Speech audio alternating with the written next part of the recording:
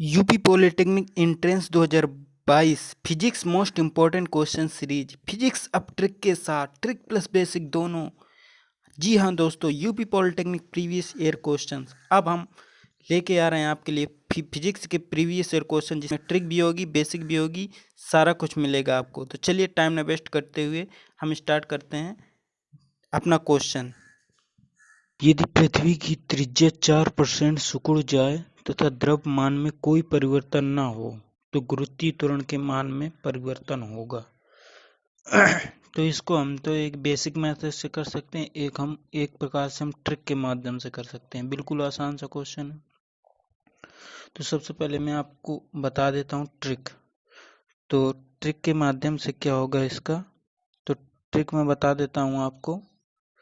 तो ट्रिक में क्या होता है कि अगर आपका परसेंटेज दिया हुआ, जैसे इतने परसेंट सिकुड़ जाए, इतने परसेंट परिवर्तन हो जाए, अगर ये परसेंटेज 10% से नीचे, 10% से नीचे कोई भी परसेंट दिया है, 10 से नीचे, 10 तक नहीं, 10 से नीचे अगर कोई भी परसेंटेज दिया आपका, तो आप ये ट्रिक अप्लाई कर सकते हैं और लग भी जाएगी। जैसे कि दिया है इसमें, ये सूत्र आपका सीधा डायरेक्ट होता है।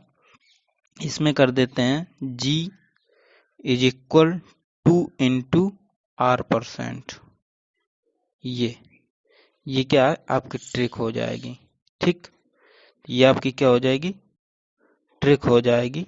ये इसको आप नोट डाउन कर लेंगे। इसी से हम अपने क्या है क्वेश्चन करेंगे। अब इससे क्वेश्चन कैसे करेंगे चलिए देख लेते हैं। इसमें क्या दिया हुआ है, जैसे 4% सिकुड़ जाती है तो कुछ नहीं करना है। ये इसमें क्या है, त्रिज्या 4% सिकुड़ जाती है, तो R बराबर कितना दिए, 4% दिए। ठीक, और G बराबर निकालना है। इसमें लिखा हुआ है कि द्रव्यमान में कोई परिवर्तन नहीं है। ठीक, द्रव्यमान क्या है, नो चेंज।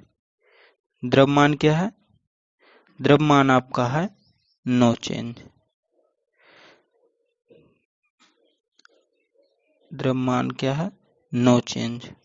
द्रव्यमान नो चेंज दिया हुआ है। तो कुछ नहीं, हम सिंपल सा मेथड अपनाना है। क्या हो जाएगा, G बराबर 2 × R%। ठीक, अब हम कर देंगे इसको। कैसे करेंगे, G बराबर हो जाएगा 2 × R% दिया हमारा 4%, तो इज इक्वल कितना हो जाएगा 8%। ये आपका क्या हो जाएगा, आंसर हो जाएगा। ये हो गया आपका आंसर। तो ये तो हो गया हमारा क्या कहते हैं, ट्रिक वाला मेथड। अब हम करते हैं आपका बेसिक। तो हम बेसिक मेथड देख लेंगे। बेसिक मेथड में क्या होगा, हम बेसिक मेथड देख लेते हैं आपका। तो बेसिक मेथड में क्या होगा कि सबसे पहले हमें फार्मूला पता होना चाहिए कि क्या होता है। जी बराबर होता है गुरुत्वीय त्वरण, जी बराबर होता है Gm/R²। ठीक, ये आपका फार्मूला होता है Gm/R²। तो हम क्या करेंगे, इसमें दिया हुआ 4% सिकुड़ जाती है, तो जो नई त्रिज्या होगी उसको R' मान लेंगे। ठीक है, जो 4% सिकुड़ गई हमारी, ठीक है, तो बची कितनी, 96%। 96% बची होगी किसकी, जो पहले R दिया था उसका। 96% जो R' बराबर कितना हो जाएगा, 96% ऑफ, ये हो जाएगा R।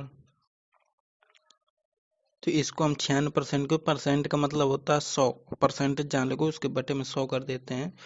तो यहाँ पर R' बराबर आ जाएगा आपका 0.96 R। ये आपका आ जाएगा R' की वैल्यू। ठीक, अब हम देख लेते हैं यहाँ पर। तो हमें क्या करना पड़ेगा, अब हम पहले की त्रिज्या और बाद की त्रिज्या को हम क्या करेंगे, देख लेंगे क्या चेंज आएगा। G' का फार्मूला लगाएंगे हम। तो G' जो कितना परिवर्तन हुआ उसका फार्मूला, कि कितना परिवर्तन हुआ पूछ रहा है ना, कितना परिवर्तित हुई, तो उसको हम G' मान लेंगे। तो G' परिवर्तन हुआ है तो हो जाएगा G एम जी एम तो वही सेम रहेगा, जैसे पहले का रहेगा वही से बाद वाला भी रहेगा। अब आर चेंज हुआ तो इसको कर देंगे आर डैश का स्क्वायर। तो हमें पता है कि यहाँ पर हो जाएगा G M upon R dash बराबर हमने निकाला था 0. कितना निकाला था 0.96 आर निकाला था। तो ये हो जाएगा जी एम अपान क्या हो जाएगा हमारा जी एम अपान 0.96 आर का होल स्क्वायर। इतना आ जाएगा। इतना आने के बाद हम क्या करेंगे, यहाँ पर आ जाएगा जी डैश बराबर हो जाएगा आपका जी एम अपान इसको 0.96 इंटू 0.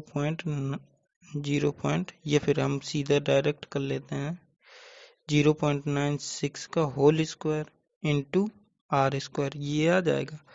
और हमने थोड़ी देर पहले अभी बताया कि G M upon R square बराबर क्या होता है स्मॉल जी के।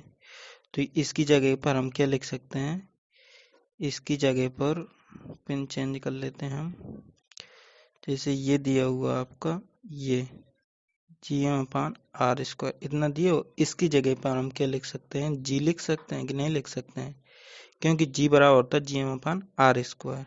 ठीक है, तो हम वही कर लेंगे। यहाँ पर आ जाएगा जी डैश बराबर यहाँ पर हो जाएगा G M upon R square की जगह जी हो गया अपान हो जाएगा 0.96 का होल स्क्वायर, ये हो जाएगा। अब इतने का होल स्क्वायर निकालेंगे जब हम, तो क्या आएगा हमारे पास, तो जी डैश बराबर आ जाएगा 1.085 जी, इतना आ जाएगा। इसको हम अगर लगभग में लिखेंगे तो ये आ जाएगा 1.08 जी। ये क्या है, जी डैश का मान आ गया।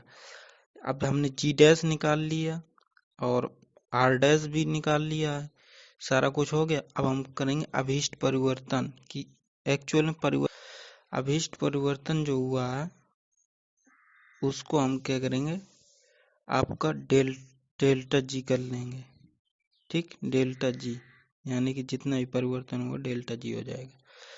अब हमारा जी डैश, अब हम डेल्टा जी बराबर क्या लिखेंगे, कितना परिवर्तन हुआ, कम हुई है ना, तो जी डैश क्या होगा, ज्यादा होगा। तो जी डैश माइनस जी, पहले कितना था अब कितना है, और अपान टोटल अभीष्ट परिवर्तन में होता है फिर टोटल जी कितना आया था, तो जी में ही परिवर्तन हुआ ना, तो नीचे आ जाएगा जी। ठीक,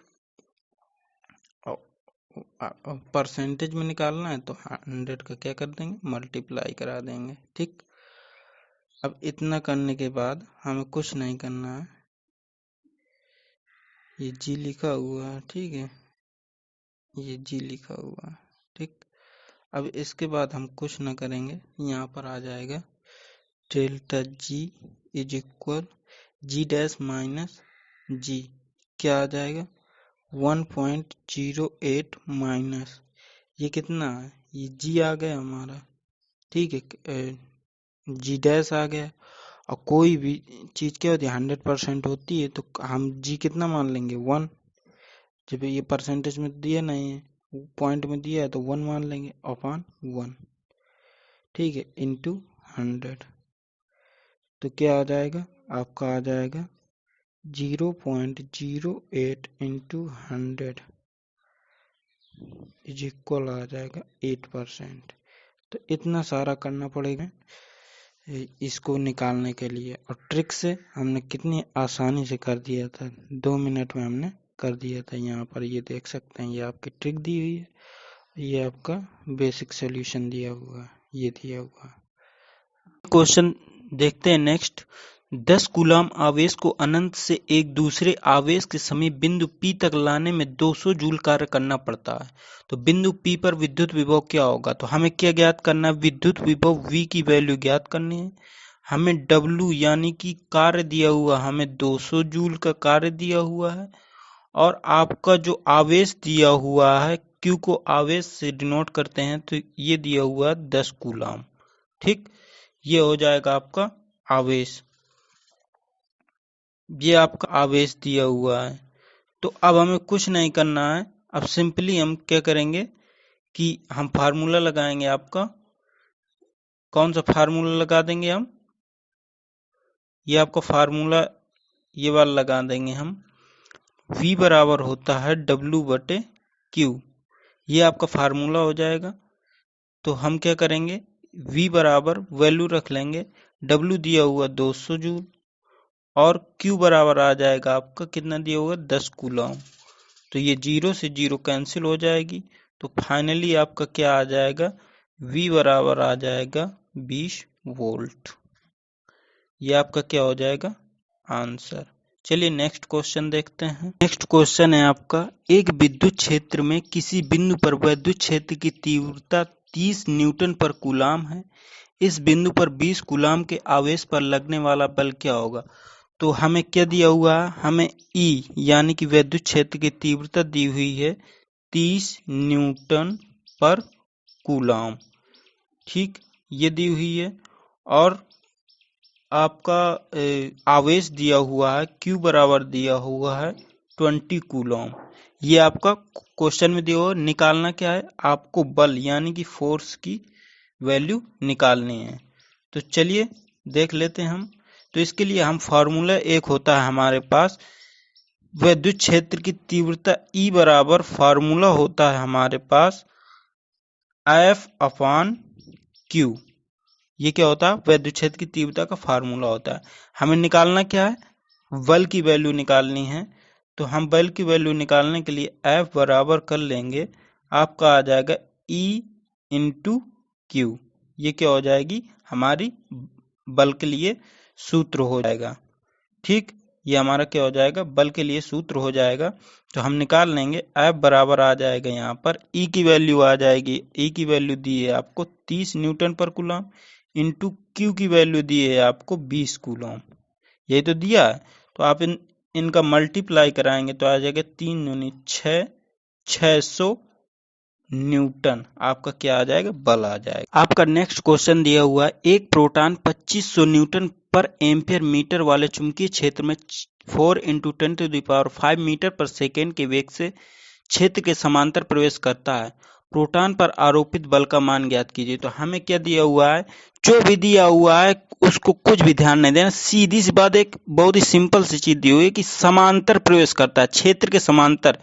यानी कि आपका कोई चुंबकीय क्षेत्र है और उसके समांतर क्या करता है, चुंबकीय क्षेत्र के समांतर कोई भी आपका जो ये दिया हुआ है प्रोटॉन है वो प्रवेश करता है। तो जब किसी चीज के समांतर प्रवेश करेगी कोई चीज तो थीटा बराबर क्या हो जाएगा 0 डिग्री।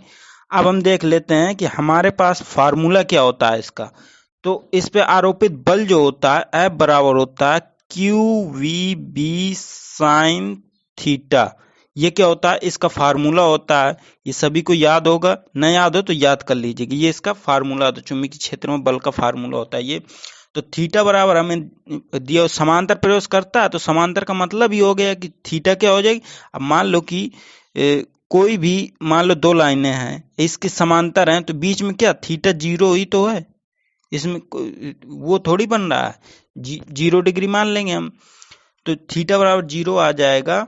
तो अब इस फॉर्मूले में जब हम रखेंगे, यहाँ पर रख देंगे हम, तो क्या आ जाएगा आपका, यह आ जाएगा F बराबर जो लिखा है, अभी कुछ न करो, सीधा हमें पता है कि साइन 0 हो जाएगा थीटा के। तो साइन 0 का मान क्या होता है सभी को पता है, मैं यहाँ पर बता देता हूँ आपको कि साइन 0 का मान क्या होता है। तो ये आपका हो जाएगा साइन 0 बराबर होता है 0, ये मैंने आपको बता दिया। इसके बाद हम यहाँ पर देख लेते हैं, तो ये क्या हो जाएगा, जब साइन 0 इसकी वैल्यू क्या हो जाएगी 0 हो जाएगी साइन 0 की, तो जब QVB इंटू क्या हो जाएगा 0। अब पूरा जब 0 का किसी से भी मल्टीप्लाई होता है तो उसका आंसर क्या आता है आपका 0 ही आता है, तो बल क्या हो जाएगा 0 हो जाएगा। ये आपका क्या हो जाएगा आंसर हो जाए। नेक्स्ट क्वेश्चन है, एक संधारित्र की धारिता 3 माइक्रोफैराड है। यदि इसमें 108 माइक्रोकूलाम का आवेश हो तो संधारित्र की प्लेटों के बीच विभवांतर होगा। तो सिंपली इसमें धारिता दी है, धारिता होती है आपकी C, तो C बराबर आपका दिया हुआ है कितना, 3 माइक्रोफैराड ये दिया हुआ है। और हम देख लेते हैं इसमें दिया हुआ है आपका आवेश Q बराबर दिया हुआ है 108 माइक्रोकूलाम ये दिया हुआ। और निकालना हमें क्या, V की वैल्यू निकालना है। तो सबसे पहले हमारे पास फार्मूला होता है इसका, तो V बराबर होता है Q अपान C। ये क्या इसका फार्मूला होता है। तो कुछ नहीं करेंगे, हम इसमें वैल्यू रख देंगे, बस आंसर निकला। V बराबर Q दिया है आपका 108 अपान C बराबर दिया 3।